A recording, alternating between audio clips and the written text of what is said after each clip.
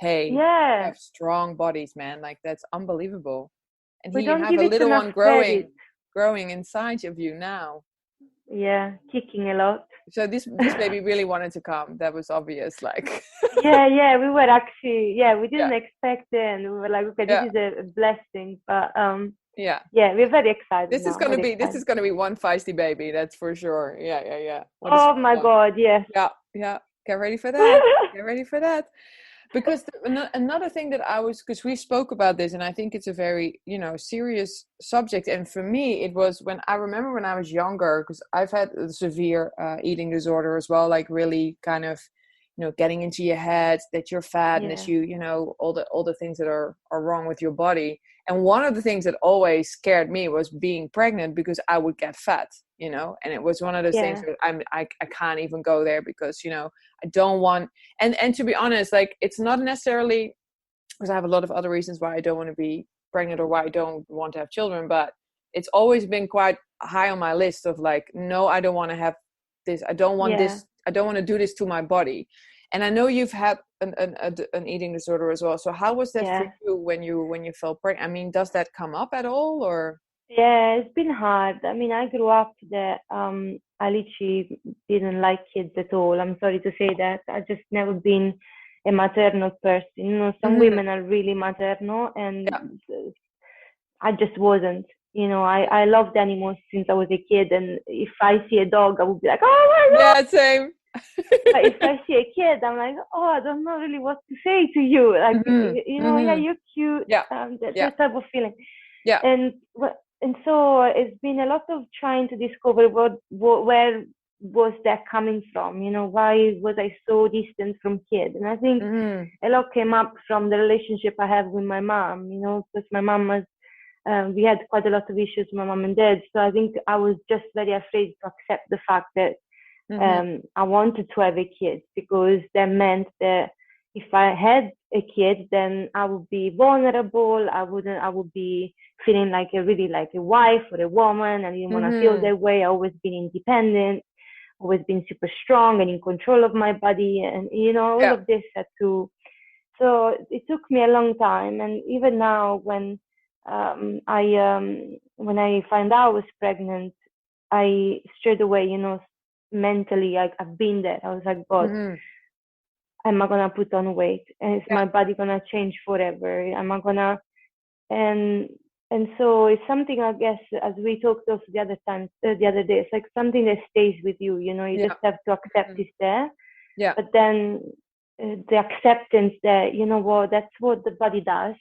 Yeah. And that's the point of my life where the wish of having a child with my husband is more than all those other worries. Mhm. Mhm. The desire of it is higher.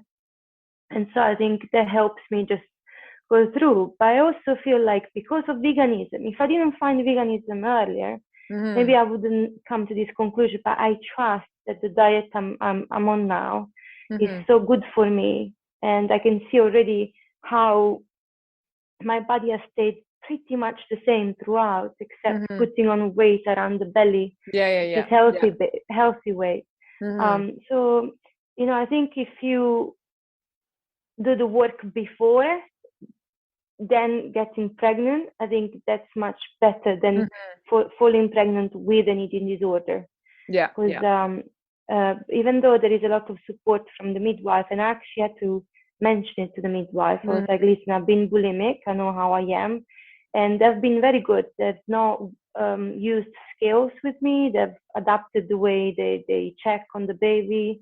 Mhm. And they would always reassure me now, like they would check the measurements of my belly and say, oh Yeah. my God, you are, perfect spot on the weeks you should be on. And so there is a lot of support in that sense as well. Yeah. But it's better to have that healed before getting into pregnancy, because Mm. the body changes.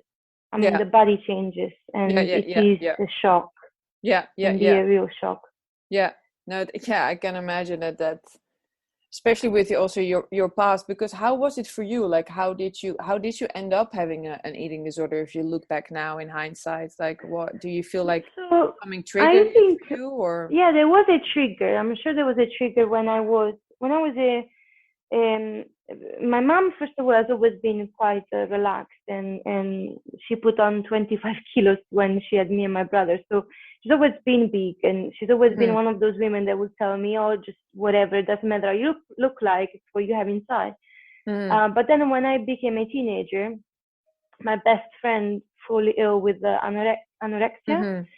And that's when I started to have those issues, because, for example, I would call her at 17, 16 to go out, and I was ready. I was about to go pick her up, and she would call me and say she was so fat and she couldn't leave the house and she was feeling awful. And she was basically half of what I was. So in my head, I was like, if you think you're fine, imagine what you think about me. So I started to... my brain started to do those comparisons, which I think it just eventually I made a decision in my head that I was fat as well. So I started to be a bit more picky with my food. And then I moved to London when I was 21. And when I moved to London, because of my background and the stuff I went through, that was the first time that I actually felt I'm on my own, and away from my family. And I'm happy I'm away from my family right now, but all the stuff I went through with my family popped up, and suddenly the eating disorder just flared up. There I was full bulimic. I wouldn't eat. I would exercise like crazy. I would literally I would do things and visit websites to just be on track with the eating disorder, with the losing weight. And I refused. At one point, I refused to drink water. My period even went. I was, I think, about 8-9 kilos underweight. But I was happy, I was happy about me losing weight. I was happy about me getting smaller. And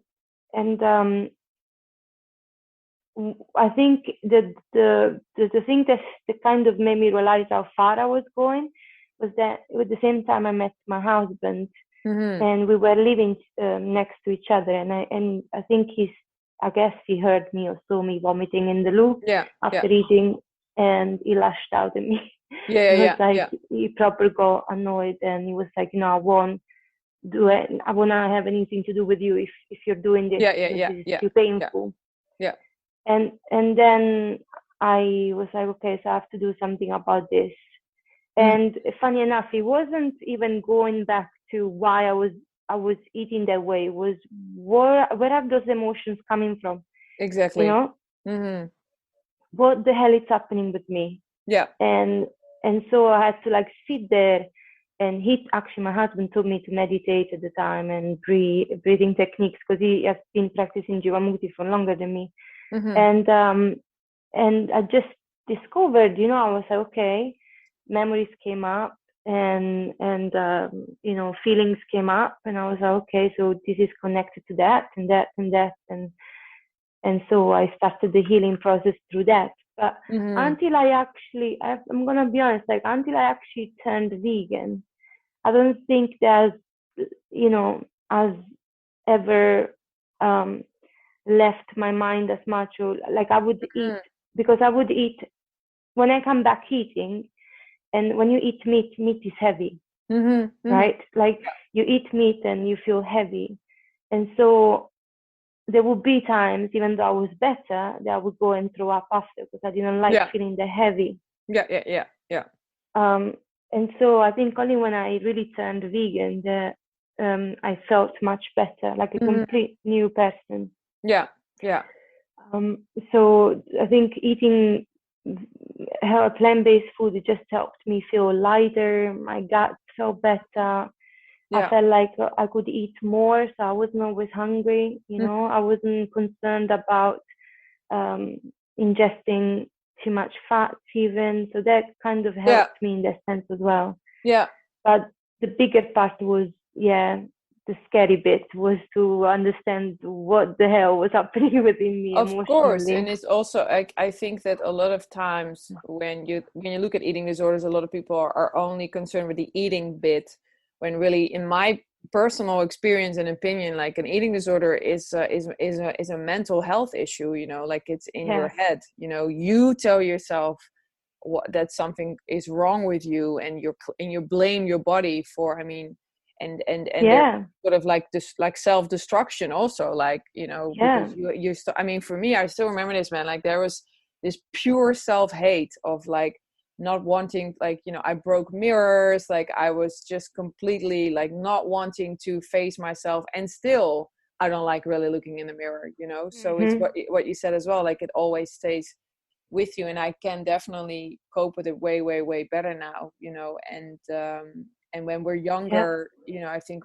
we are more fragile, and what you're saying as well, like how much we get confronted with it also in our friends and people around us, you know. And I think that's something they are definitely triggers, you know. People are, because obviously my friend as well was going through some other issues, and I could have seen that in her, but suddenly it's just a word or something said, or an affirmation said by a friend close to you, and suddenly you get triggered. It's not their fault, it just triggers something within you. And it's important, you know, because sometimes people think, oh, a realization of coming to or meditation, for example, is so peaceful. You sit there and you bliss, and you are surrounded by bliss. But actually, when you go through, you know, when you meditate, you really have to be confronted with what's happening within you. You need to be ready with what's going on. Absolutely. It looks awful. It's painful, and it's crying, and it's shouting, and it's shaking, and then after all of that, you let those emotions express themselves. You know, you then become aware, and that's what we need to do. It's becoming aware.